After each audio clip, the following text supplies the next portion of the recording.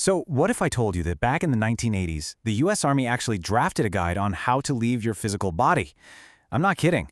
A manual for transcending space-time and exploring other dimensions. It sounds like something straight out of science fiction, but the document is 100% real. So let's pull back the curtain on this wild, declassified report and see just how they tried to build a scientific roadmap for the unbelievable. And here it is. The official title is Analysis and Assessment of Gateway Process, and it was commissioned by the U.S. Army Intelligence and Security Command.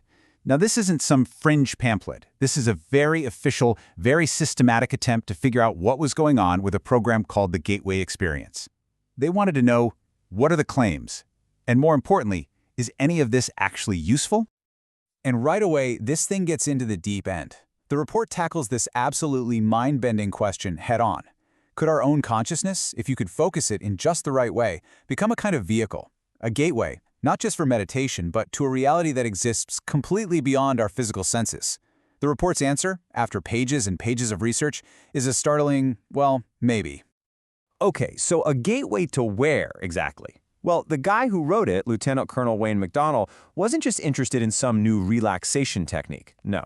His job was to seriously explore the program's biggest claim, that it could teach people to access altered states of consciousness so profound that they could literally move beyond the rules of time and space.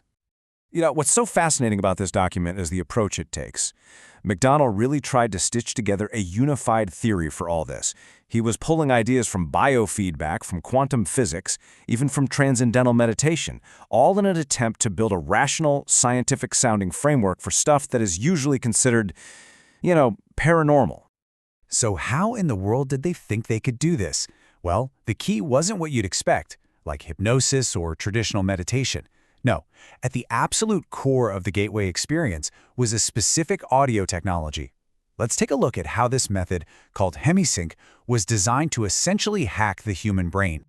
Hemisync is just short for hemispheric synchronization, and the whole idea is built on this theory that if you can get the logical left side of your brain and the intuitive right side of your brain to work together in perfect sync, you could unlock some pretty incredible mental states.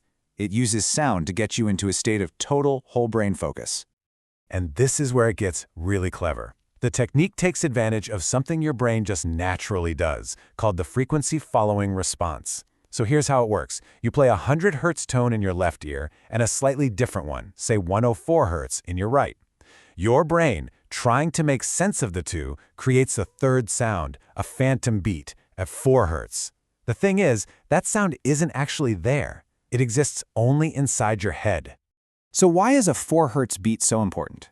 Well, that frequency just happens to match the theta brainwave state. That's the state you're in during deep meditation, right on the edge of sleep. So the whole point of hemisync is to use these audio tones to trick your body into falling asleep while your mind stays totally awake, alert, and laser-focused. It's the classic mind-awake, body-asleep state. Okay, so hemisync gets your brain into this really unique state, but how does that let you leave your body? To even begin to answer that, the report had to take this huge leap, way beyond biology, and into some pretty wild theoretical physics. It basically argues that for any of this to work, we have to completely change how we think about reality itself.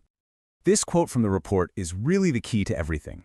It builds on this idea that the universe isn't just a bunch of separate things floating around in space. Instead, it's a single, massive, interconnected energy field, a hologram. And in a hologram, every tiny piece contains the information of the entire image. Right. So if everything is energy, then what are we? Well, the report argues that our physical bodies are just energy that's vibrating really, really slowly, making it dense. Our consciousness, on the other hand, is the exact same energy, but it's vibrating at a much, much higher frequency. We're all just a part of this universal hologram. This diagram from the report, I know it looks a little strange, but it's trying to show the main idea. If our consciousness is just a frequency in this giant hologram, then by using a tool like hemisync to change that frequency, you could basically tune into different realities, dimensions outside of our normal time and space. The report literally calls it clicking out. You're not traveling anywhere, you're just changing the channel. And here you have the grand vision of the whole thing. The report uses this cosmic egg diagram to picture the entire universe as one big self-contained hologram. In this model, everything that has ever happened and everything that will ever happen all exists at the same time within this egg. Our reality, our perception of time, is just one thin slice of it. And if that's true, then getting to the past or future isn't about time travel, it's about learning how to see the other slices. Okay, let's recap. We have the method, hemisync, and we have the theory, the holographic universe. But what was the point of all this? What did the Army think people could actually do with these kinds of abilities? Let's get into the practical applications that were part of the training. Yeah, this wasn't just about zoning out to some sounds. The training involved active mental work. You can actually see pages from the workbook here.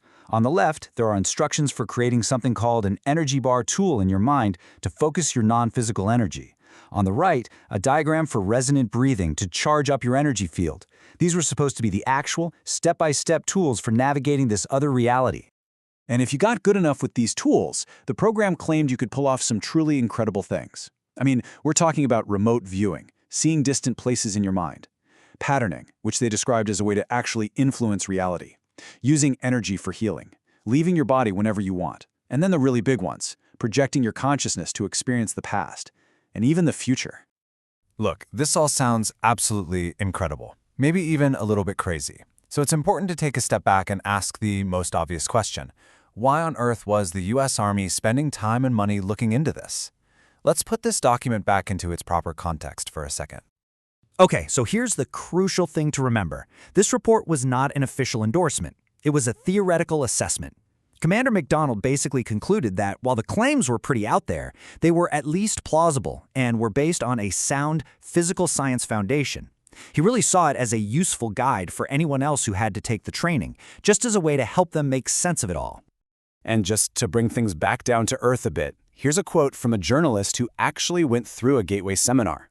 Her take was, well, a little more grounded. She admitted that the experiences were powerful, but she really framed them as a kind of guided, waking dream. Her perspective gets right to the heart of the debate. Is it a real journey or a purely psychological one? And that leaves us with the big question, right? Was the Gateway process just a weird dead end, a fringe theory that was properly left behind in the 80s? Or was this Army report an early glimpse into a forgotten science? A kind of preliminary roadmap to unlocking a potential that's lying dormant inside all of us? The document doesn't give us the final answer, of course, but it definitely makes you wonder.